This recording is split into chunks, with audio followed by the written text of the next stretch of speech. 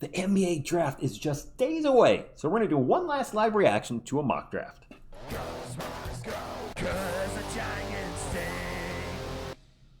What is up, NBA fans? Shout out to my San Antonio Spurs fans. Welcome to TSR Sports. Hope you're having a great weekend. When you watch this, I'll probably be at a comic show.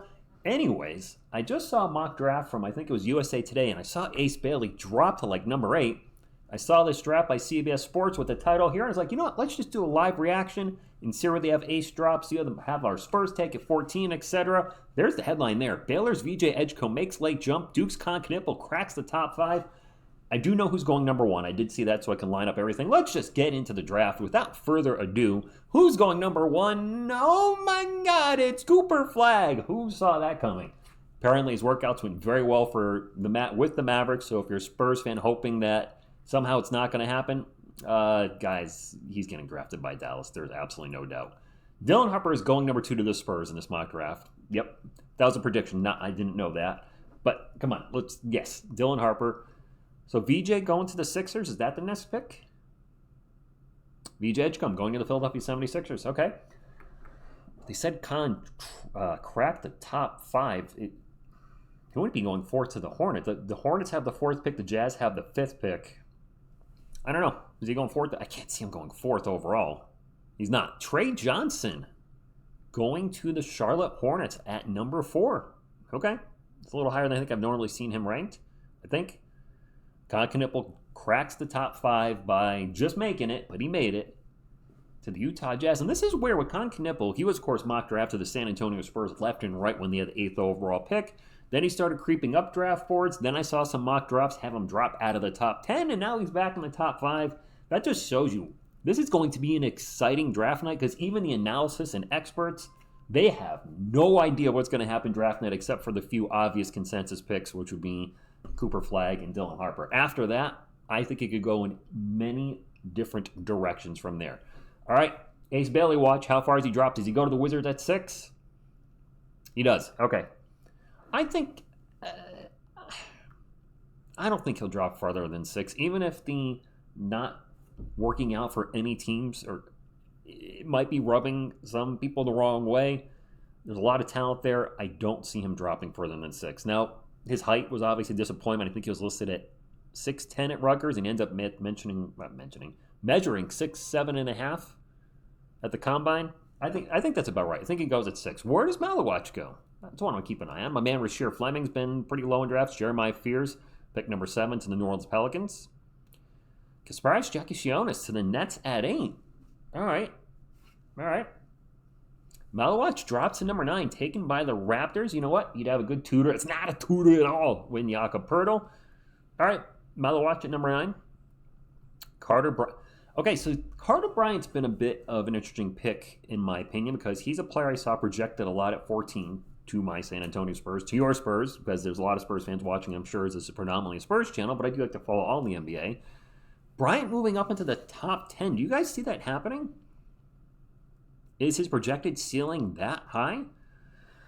He didn't play a lot in college. I'm surprised he's moving up the boards now, but there he is at 10. I've seen other mocks where he was cracking the top 10, so maybe Carter Bryant does make it into the top 10 this coming Wednesday, which I'll be live for with Miss TSR, live for the whole first round. Noah Essengay, pick number 11. I think that's a little higher than I've seen him in some mocks. Igor Demon at 12. Yeah, I think he's been late lottery for the most part. Derek Queen at 13 to the Atlanta Hawks. Wait, did the Hawks have 2? Did I say the Hawks twice? Or am I getting confused? I'm getting confused. It's been a long day. All right, the Hawks take Derek Queen at pick 13.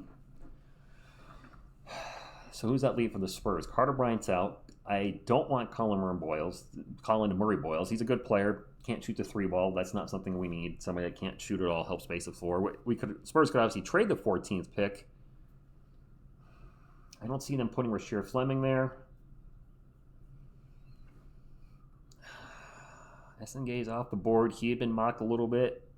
I don't think Liam McNeely. I'm forgetting a player that's been mocked to him. Cedric Coward? Would they put Coward at 14? Danny Wolf. All right. Interesting. Didn't quite measure up to 7 foot. I think he was 6'10.5" at the combine. They're kind of going for a modern day Twin Towers with a twist, of course, with the 3-ball. That's a little higher than I've seen him projected. Usually I think he's going in the early 20s. If the Spurs took him at number 14, I certainly would not be upset. Not likely, but who the heck knows with this draft? That's the thing that makes this draft so exciting is who the heck knows what's going to exactly happen? Nobody. Rasheer Fleming, this is a player I like and would love on my team. To see OKC grab him at 15, I would literally throw up in my mouth on stream. No, I would projectile vomit. Never mind. Right into the camera. Dang, that. I actually have him ranked as a 24th prospect on their board. I think he's got, what, a 7-foot, was it a 7'2" wingspan? Or was it 7'5"? I don't remember, but it was a lot. It was good. Grizzlies take Cedric Coward at 16. I like him at that range. I think that's pretty good. They just traded Desmond Bain to bring in another shooting guard to start work. CMB drops to 17. He's generally been a lottery pick. So he goes 17 to the Timberwolves. Pick 18, Lee McNeely to the Wizards. I've seen a few mocks where they have him in the early 20s. I think this is more where he'll probably be getting drafted. So good pick by the Wizards. Thomas Sorber to the Nets at 19. I think that's a really good pick. Sorber's a player I think a lot of you have said that you would like to see the Spurs take. Nate Clifford at 20 to the Miami Heat. Will Riley at 21 to the Jazz. No surprises now for the most part. I don't think I've seen a player drop substantially at this point in this mock. Nolan Traore 22 to the Atlanta Hawks. Joe Behringer 23rd to the Pelicans. Another player that I've seen in the conversation with the Spurs, if you will. Noah Penda to the Thunder at 24. I don't think the Thunder are going to use... They have... Nikola Topic waiting in the wings, who didn't play all this season because of his torn ACL. He'll be ready to go next season. I don't think they're going to draft two rookies. I see them trading one of these picks, probably number 24. Yeah, I don't see them drafting two players. But this is just Asa. Whoa, wait a minute. Okay, I just mentioned no drops.